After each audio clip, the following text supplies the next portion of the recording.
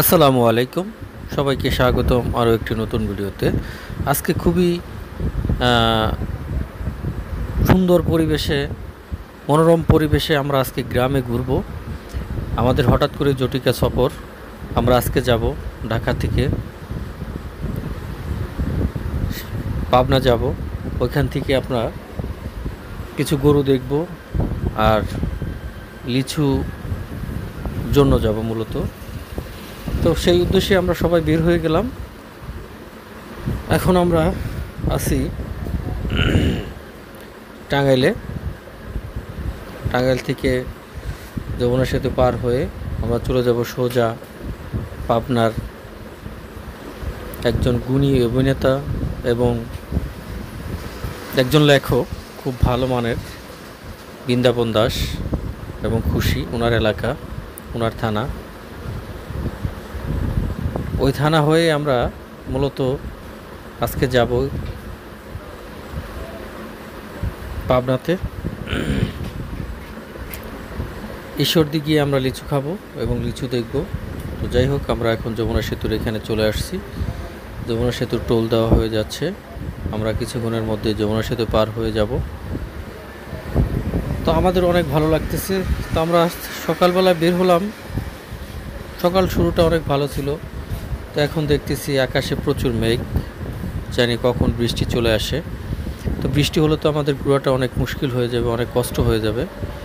তো সেই টেনশনেই আমরা ছিলাম যে আসলে বৃষ্টি আসে কি না আসে কি না। তো মোটামুটি ভালো মেঘ হয়েছে। যমুনা সেতুর উপর থেকে দুই পাশে তাকাইলে মনে হয় শুধু কুয়াশা আর কুয়াশা দিয়ে ভরা। তবে যাই হোক, আমরা চলে আসলাম এখন সিরাজগঞ্জ মোড়ের একটু আগে। এই রেস্টুরেন্টটি নতুন হয়েছে। আগে তো মূলত ওইখানে একটা রেস্টুরেন্ট ছিল, ফুড ভিলেজ, সেটা রাস্তার প্রসার করার জন্য সেটাকে ভেঙে দেওয়া হয়েছে। আর এখন এই নতুন রেস্টুরেন্টটি, এটা হচ্ছে সিরাজগঞ্জ রোডের একটু আগে এই রেস্টুরেন্টটি নতুন হয়েছে। গুণগত মান দেখলাম অনেক ভালো, পরিবেশটা অনেক সুন্দর আছে, খাবার মানটাও মোটামুটি ভালো আছে। তো আমরা সেই সূত্রই এখানে আজকে বসবো এবং সকালে নাস্তাটা শেষ করে আবার রওনা দিব আমাদের গন্তব্যস্থলে।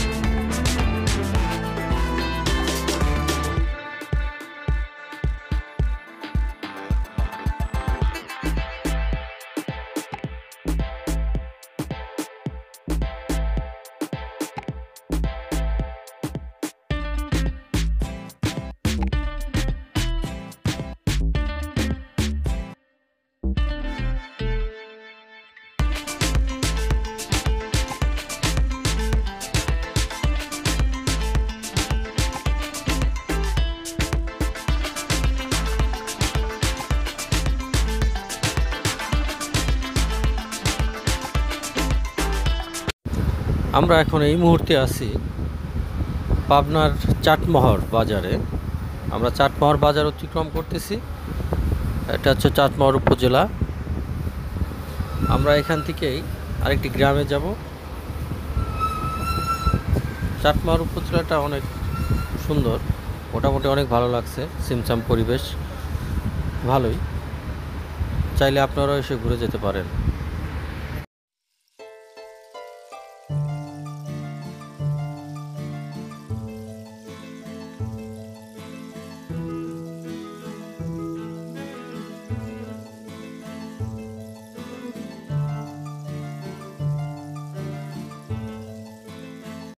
আমরা চলে এসেছি অলরেডি সেই গ্রামে, যে গ্রামে আমাদের ফ্রেন্ড একজন ছিলেন, আমিনুল ইসলাম। ওনার বাড়িতে দেখুন কত সুন্দর করে এখানে রসুনগুলাকে সাজিয়ে রেখেছে।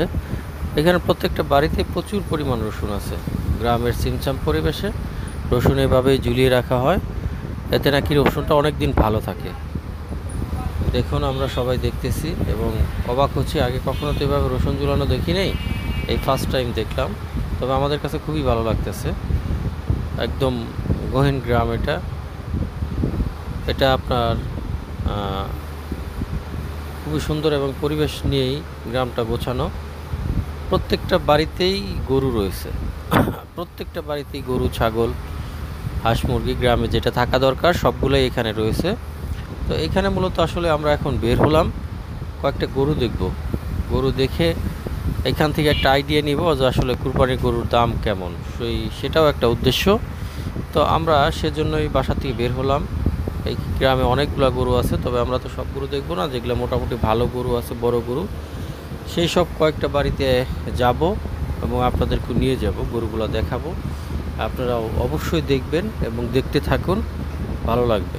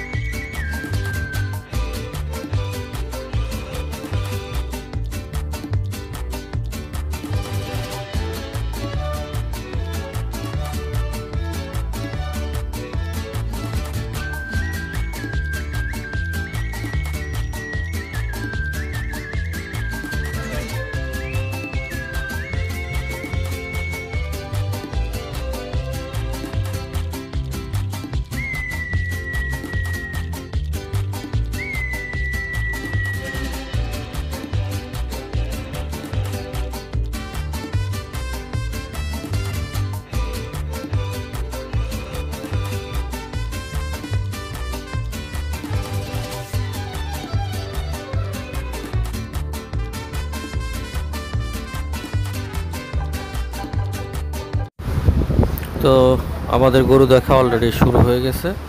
আমরা মোটামুটি 3-4টা বাড়িতে 9 থেকে 10টা গরু দেখেছি।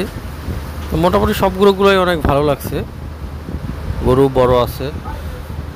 প্রাইসটা মনে হচ্ছে এখন একটু বেশি। তারা এখন আমরা ঢাকা থেকে গেছি, এই জন্যই কি বেশি কিনা জানি না। তবে আমার মনে হয় আরও 2-1টা কাস্টমার দেখাইলে তারা হয়তো বা দামে একটু কমবে কিংবা কম বলবে।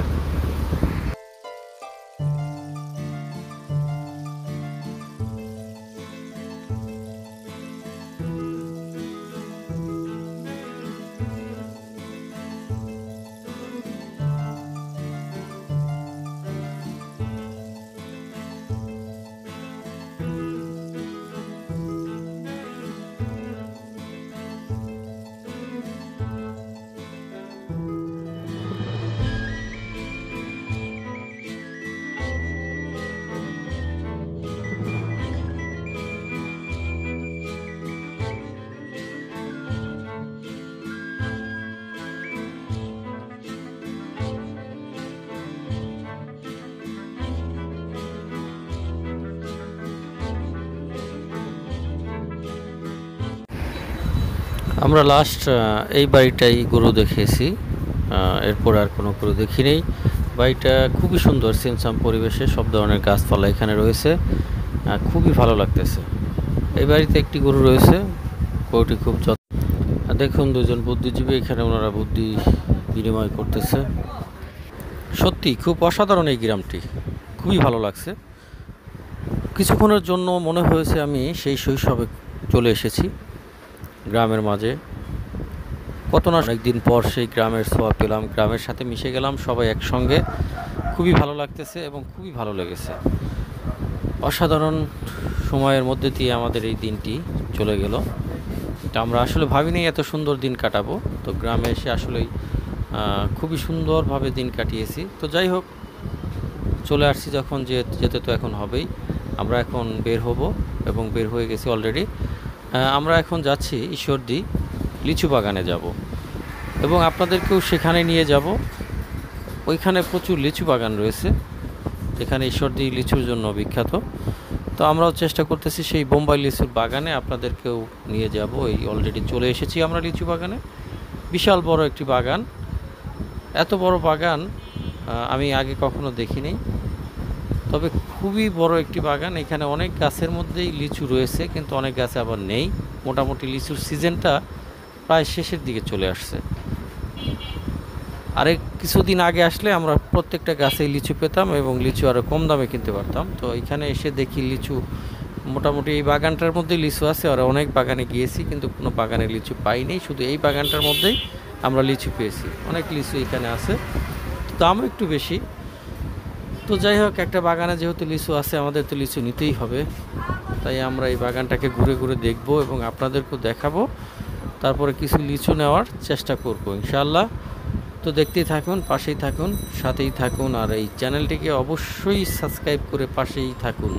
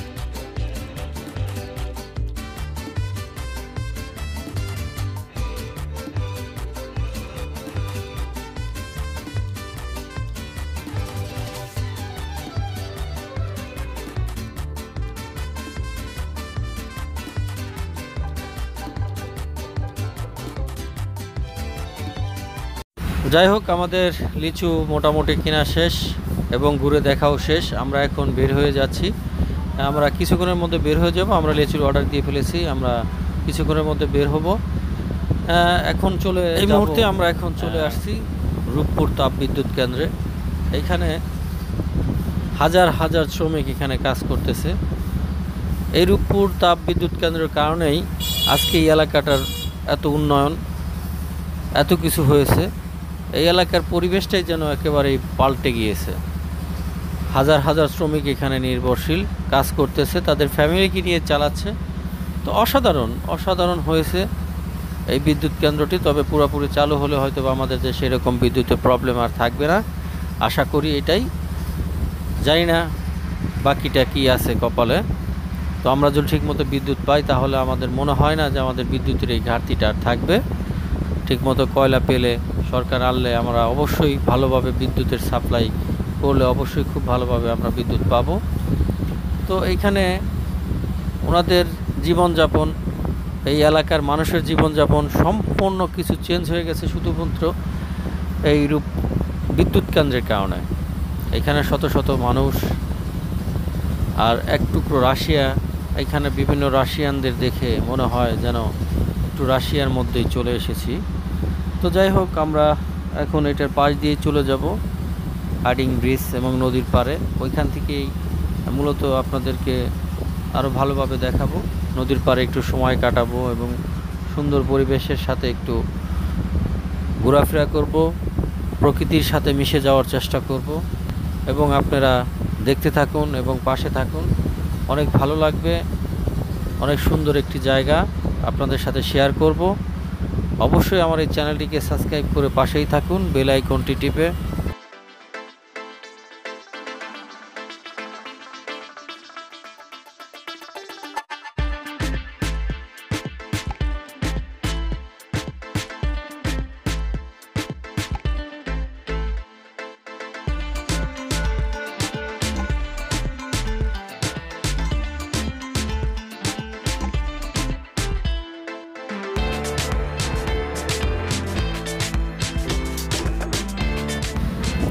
তো আমরা এখন চলে আসলাম নদীর পাড়ে। এইখানে রয়েছে হার্ডিং ব্রিজ, লালন শাহ সেতু। এই যে লোহার যে ব্রিজটা দেখতে পাচ্ছেন আপনারা, এটা হার্ডিং ব্রিজটা। মূলত এই ব্রিজটা কিন্তু ব্রিটিশরা করে গিয়েছিল। দেখেন ব্রিটিশের কাজ কত মজবুত, অথচ এই ব্রিজটা এখনও মনে হয় 100 বছরের মধ্যেও কিছু হবে না। এত টিকসই এবং এত শক্তিশালী একটা ব্রিজ এই হার্ডিং ব্রিজটা করা হয়েছে ব্রিটিশের আমলে। ব্রিটিশরা করে গিয়েছিল অসাধারণ হয়েছিল ব্রিজটা। তবে আমাদের এখনকার সময়ে যেই সব কার্যক্রমগুলো হয় এখানে তো আসলে দুর্নীতিতে ভরা থাকে, তো যা বাজেট থাকে তার থেকে অনেক কম টাকায় করতে হয়, সেজন্য হয়তো বা এত নর্মাল কাজ হয় আমাদের দেশে। তো যাই হোক, আশা করব যে সামনের দিনগুলোতে যেন আরও সুন্দর সুন্দর ভালো কাজ আমাদের সরকার আমাদেরকে দেয়। তো এখানে এই যে সেতুটা দেখতে পাচ্ছেন, এটা হচ্ছে লালন শাহ সেতু, আর রয়েছে হার্ডিং ব্রিজ, আর এখান থেকেই রূপপুর পারমাণবিক বিদ্যুৎ কেন্দ্রও দেখা যাচ্ছে, একসাথে 3টি ভিউ এখানে রয়েছে। তো আমরা এখানে আসলাম, আসার পরে দেখলাম এখানে মোটামুটি অনেক লোক এখানে আছে। তো আমরা যে টাইমটা আসছি একটু দুপুর দুপুর টাইম, তবে বিকালে আর অনেক লোক এখানে হয়, অনেক লোক এখানে ঘুরতে আসে। এখানে খাওয়ার জন্য অনেক কিছু রয়েছে, ফুচকা টুচকা অনেক কিছু আছে। তো অসাধারণ পরিবেশের সাথে আমাদের আজকের এই দিনটা কাটলো, খুবই সুন্দর এবং ভালো লাগলো। নদীর পাড়ে এসে আরও অনেক ভালো লাগলো। তো আপনারা চাইলে আপনার ঈশ্বরদীতে আসলে অবশ্যই হার্ডিং ব্রিজের এইখানে এই নদীতে এসে অবশ্যই ঘুরে যাবেন। এখানে আসলে আপনি লালন শাহ সেতু, হার্ডিং ব্রিজ এবং রূপপুর পারমাণবিক বিদ্যুৎ কেন্দ্র দুটো একসাথে দেখতে পারবেন। তবে এই এলাকার মান আরও উন্নয়ন বেড়ে যাবে। এখানে অনেক শ্রমিকরা কাজ করতেছে, তো সেই সাথে উন্নয়নটা অনেক বাড়বে। তো অনেক ভালো লাগলো, অনেক অনেক অনেক ভালো লাগলো, সবাই মিলে অনেক এনজয় করলাম। তো আমাদের এখন চলে যেতে হবে, কিছুক্ষণের মধ্যে আমরা এখান থেকে বিদায় নিব, ঢাকার উদ্দেশ্যে রওনা দিব। আজকের ঘোরাঘুরিটা আমাদের এই পর্যন্তই শেষ।